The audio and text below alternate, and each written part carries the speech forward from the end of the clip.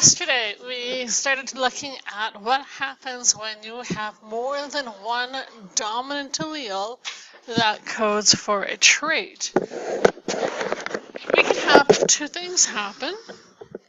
First, we can have intermediate dominance. Have you ever heard of the word intermediate besides these notes? Okay, so when you say intermediate band, who's playing? In between.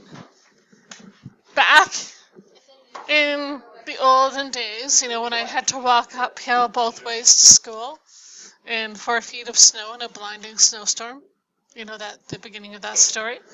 Okay, we used to have intermediate school. It's now called junior high school. Intermediate was the school you went to for grades 7 to 9. It was in between elementary school and the high school. So intermediate means something in between the two dominant alleles is formed if you get one of each dominant allele. We looked at snapdragon color yesterday.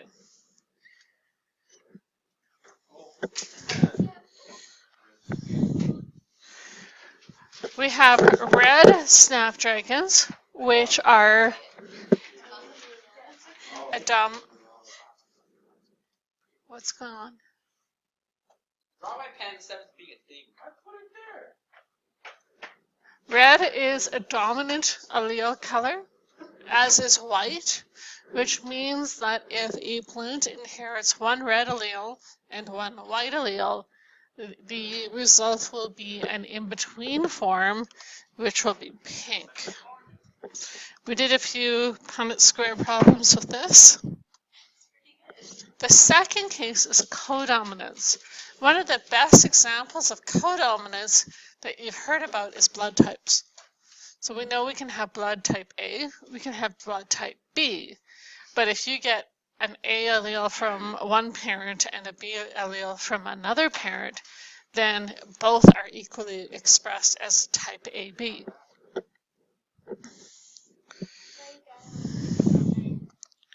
An example of this is shorthorn cattle.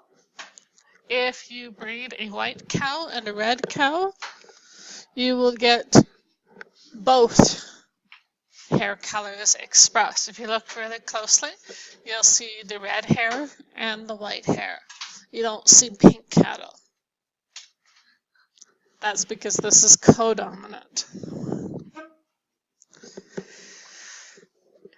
Following the example of cattle, so if we have two dominant red alleles, then the animal will be red in color. If we have two dominant white alleles, the individual will be white. If they have one of each dominant allele, then they are going to be what's called brown.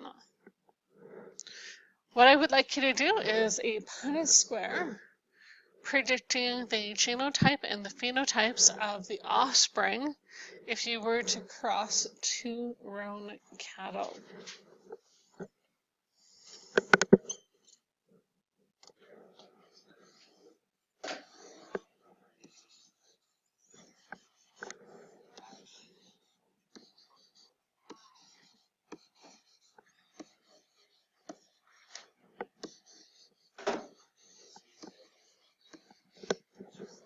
If you were to cross two roan cattle, you would have a 25% chance of having big R, which is going to give you a red cow, 50% chance of having roan cattle, big R, big W, and 25% chance of having a white cow. How did you do with that? Awesome. In your genetics worksheet package that you got once upon a time, you should have a sheet called Incomplete Dominance. Third page in? Okay.